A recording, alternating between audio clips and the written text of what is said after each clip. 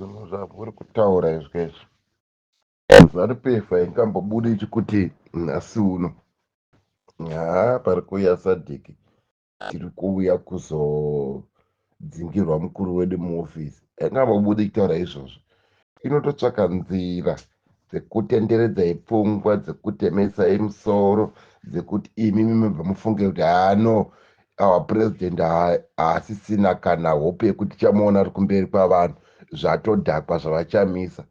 Ibasa ravo masiya iwo, ibasa ravo ZANU-PF junda kuita basa rekuti kutenderedzai pfungwa imwe, rekubhiraibhai misoro yenyu kuti musafa makaziva kuti chichiri kuitika, asi kuti vane ruzivo, vane munhuwi weshanduko, vanoziva zvakavanzika, vari kutoziva kuti which is which. Vari kutoziva pavari izvezvi, vari kutoziva zvekuti chii chakaitika, chichiri kuitika, chichazoitika after sitting yegeneral summit yeSADC. Vanotozviziva izvezvi.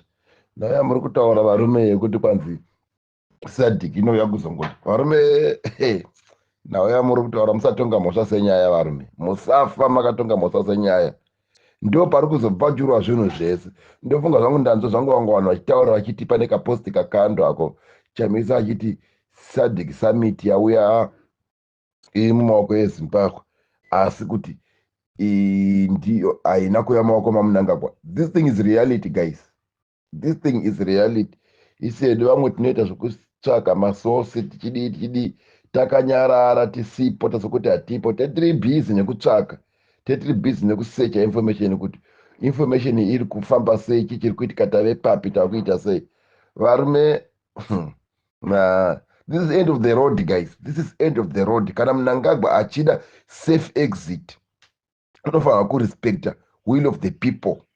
Achida safe exit, because the moment angodhinaunsiwa pasummit iyo yaudzwa kuti iwewe hauna chauri kuzowana, iwewe hauna chauri kufanira kuzoita mukati menyika yawakabira maelection, because hakuna election rinonzi kwanzi rakawinwa nemunhu uchiti ukaedha maresults ese anokupa 100.3% and above.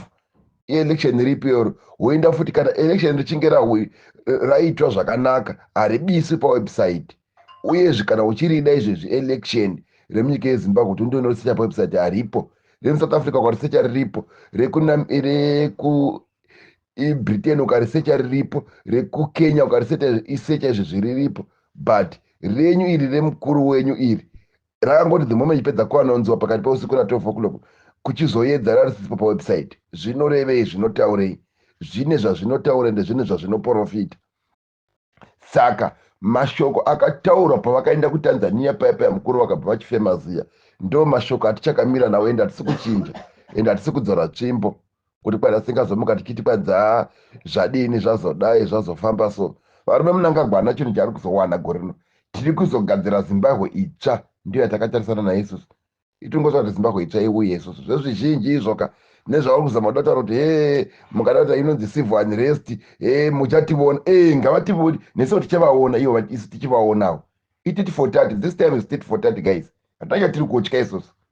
Takatogadzirira kunge tichitorimo muZimbabwe macho imomo, waprepared kuti vange vachitotirova isu tichitongomachawo, ende hatisi kumira kumacha, hatisi kumira kumacha, ende ivo toda kuti vatotirova zveshuwa. Tasati tine mwana ane 1 year uri mujere izvezvi, for what reason? Saka vanhu votadza kuungana here vachiita zvavanoita vachipemberera zuva reholiday, reworld holiday inotadza kupemberegwa nekuti kwanzi munonzi munyika meZimbabwe mukangoungana makuda kubisa Mnangagwa. Uda kubisa nekuti wakaitei Mnangagwa wacho? Mhosva yakapara ndeyei? Ukaona uchivhunduka chatikwata hunge une katurikwa, varume.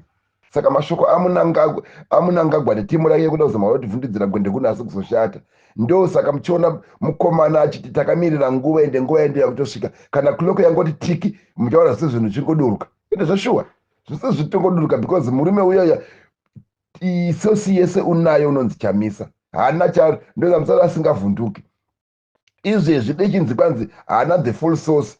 Nemuchitoona chitomanyama chitoya kwamuri kuti no, vakutozomugadza sesu tofanira kuzokuita so, tizoita so tiri pakona. Kwete, chamisa wakamira paakamira ende igamba murume uyoyo, ende igamba.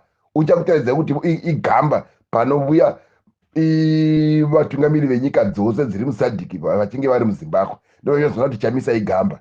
Murume uyo hamufi makamugona. murume yandi akapedza zanu, the only man akakwanisa kuminya zanu iye ari 1 nekukura kwakaita zanu PF. I say thank you for today.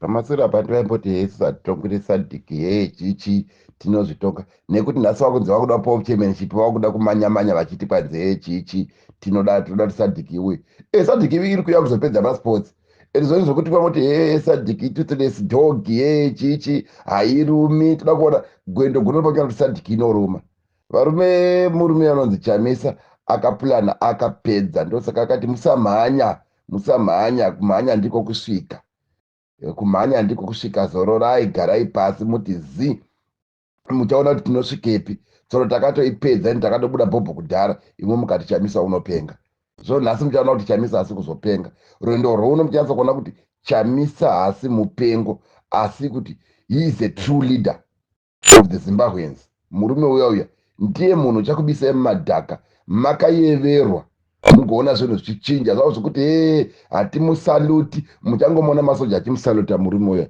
ende zvichashamisa naye Mnangagwa uchafa rufo runorwadza makaona kuri kwavo uchidzi unofa sehwa ndokufa kuchaita Mnangagwa because mukangoona Chamisa asalutiwa nemasoja zvatopera Mnangagwa unofa rufo runorwadza ende uchabva apererwa kuti kwini zvandaifamba ndichidai uri kungofamba zvako but hakuna nokuteerera kunonzi gona muchenjeri mutakudza vana vake vanhu vazhinji inoizi havasi kuida vada kungomupedza chinyararire murume uya because imhondi idhevhupa yakagara saka mhondi haigwiwi nayo zvine noizi inopedza